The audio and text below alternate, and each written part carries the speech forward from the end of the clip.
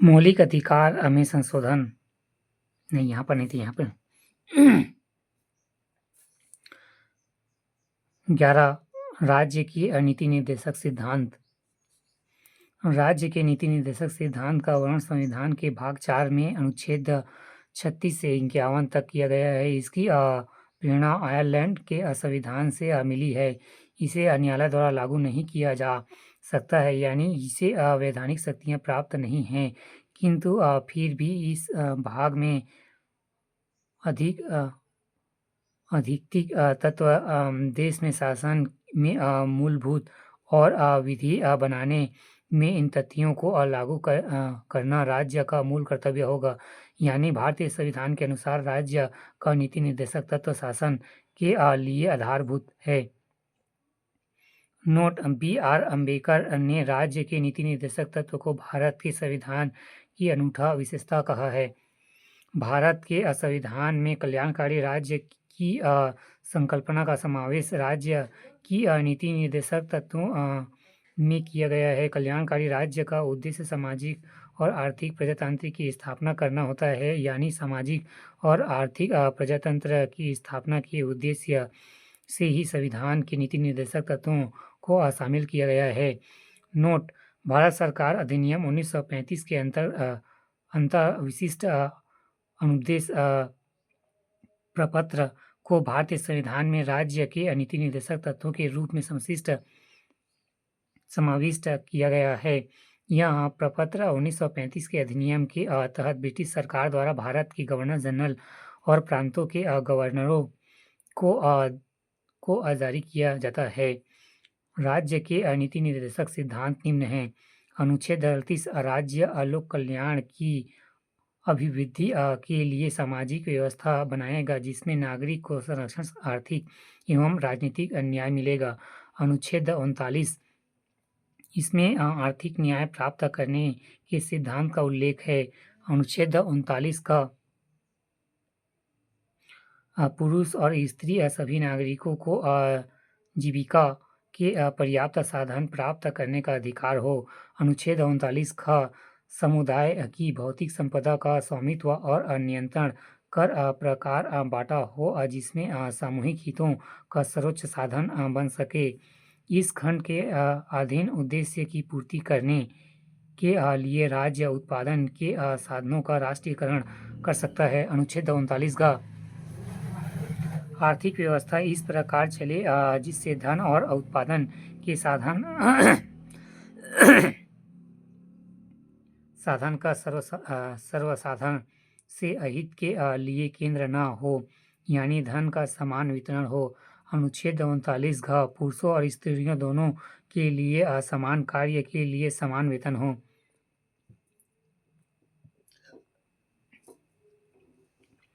अनुच्छेद 39 अड़ा कर्मकरों के स्वास्थ्य और शक्ति तथा बालकों की सुकुमार अवस्था का दुरुपयोग न हो और आर्थिक आवश्यकता में विवश होकर नागरिकों को ऐसे रोजगार में न जाना पड़े जो उनकी आयु व शक्ति के अनुकूल न हो।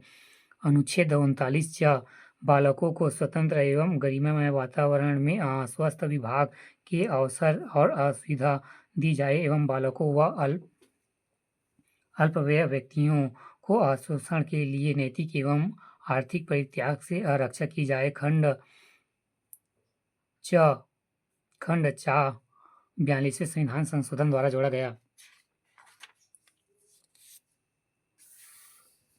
अनुच्छेद 40 ग्राम पंचायतों का संगठन। अनुच्छेद 41 कुछ दशाओं में काम, शिक्षा और लोक सहायता पाने का अधिकार।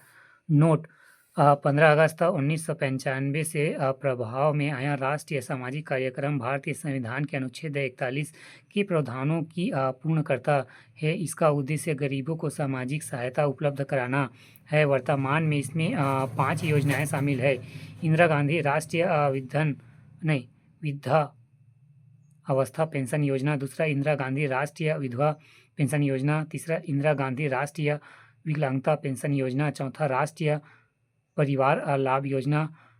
पांचवा, अन्नपूर्ण योजना। अनुच्छेद 42 काम की न्याय संगत और मनोचित दशाओं का तथा प्रसूति सहायता का उपबंध।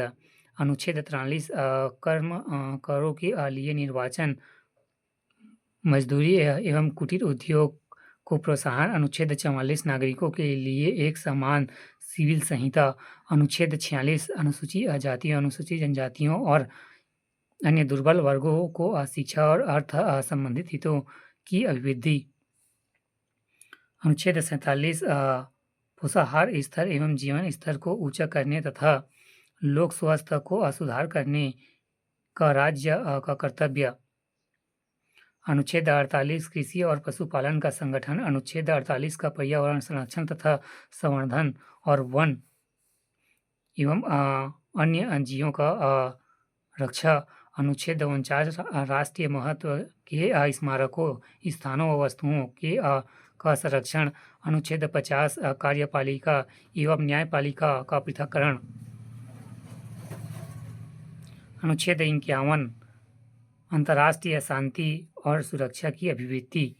उपयुक्त अनुच्छेद के अतिरिक्त कुछ ऐसे अनुच्छेद भी हैं जो राज्य के लिए निर्देशक सिद्धांत के रूप में कार्य करते हैं, जैसे कि अनुच्छेद 350 का प्राथमिक स्तर पर मातृभाषा में शिक्षा देना।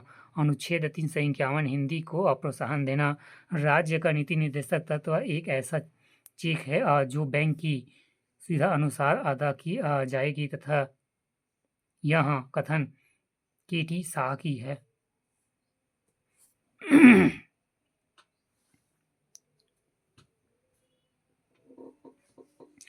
मौलिक अधिकार एवं नीति निर्देशक सिद्धांत में अंतर। नीति निर्देशक सिद्धांत पहला, यह आयरलैंड के संविधान से लिया गया है। नीति निर्देशक सिद्धांत, इसका वर्णन संविधान के भाग 4 में किया गया है। इसमें लागू कराने के लिए न्यायालय नहीं जाया जा सकता है। नीति निर्देशक सिद्धांत यह समाज की भलाई के लिए है। इसके पीछे राजनीतिक मान्यता है। छठवां, सरकार के अधिकारों को बढ़ाया जाता है। सातवां, यह राज्य सरकार के द्वारा लागू करने के बाद ही नागरिक को प्राप्त होता है।